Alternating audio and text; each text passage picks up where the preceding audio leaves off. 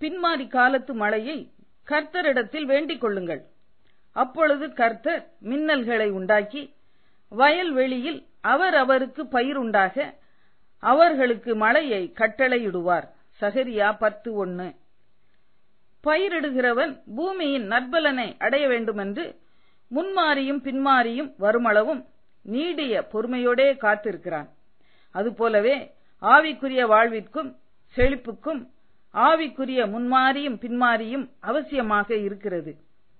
பெந்தேகோஸ்தே என்னும் நாள் வந்தபோது 120 சீஷரும் ஒருமனப்பட்டு ஓரிடத்திலே வந்திருந்தார்கள். அப்பொழுது யோவேல் தீர்க்கதரிசி முன் அறிவித்தது போலவே பரிசுத்த ஆவியின் முன்மாறி அவர்கள் மேல் ஊற்றப்பட்டது. அவர்கள் யாவரும் பரிசுத்த ஆவியினாலே நிறைந்து அந்நிய பாஷைகளை பேசி தேவனுடைய மகத்துவங்களை பேசி துதித்தார்கள். சீஷர்கள் ஒருமனப்பட்டு கூடி வந்து ஜெபித்ததான வேளைகளிலெல்லாம் அவர்கள் பரிசுத்த ஆவியினால் மறுபடியும் நிரப்பப்பட்டார்கள். தேவனை அந்நிய பாஷையினாலே பேசி துதித்தார்கள்.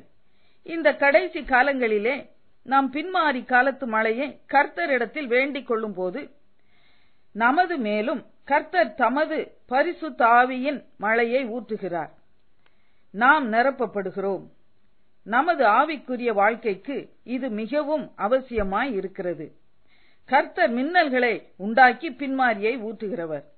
இது ஒரு வல்லமையின் அபிஷேகம். இவ்விதமாக பின்மாரி காலத்து மழையை கர்த்தரிடத்தில் நாம் வேண்டிக் கொள்ளும் போது இது உலக ரீதியான மழையைப் போல நல்லோர் மேலும் பொல்லார் மேலும் ஊற்றப்படாமல் வயல்வெளியில் அவருக்கு பயிருண்டாக அவர்களுக்கு மழையை கட்டளையிடுவார். கர்த்தரிடம் பின்மாரி காலத்து மழையை வேண்டிக் கொள்ளுவோம். கர்த்தரின் வல்லமையால் நிரப்பப்படுவோம். சமயம் கிடைக்கும் போதெல்லாம் பரிசுத்த ஆவியினால் நிரப்பப்படுவோம். அந்நிய பாஷையின் வரத்தை கேட்டு பெற்றுக் கொள்வோம். இதுவே ஆறுதல், இதுவே இளைப்பாறுதல்.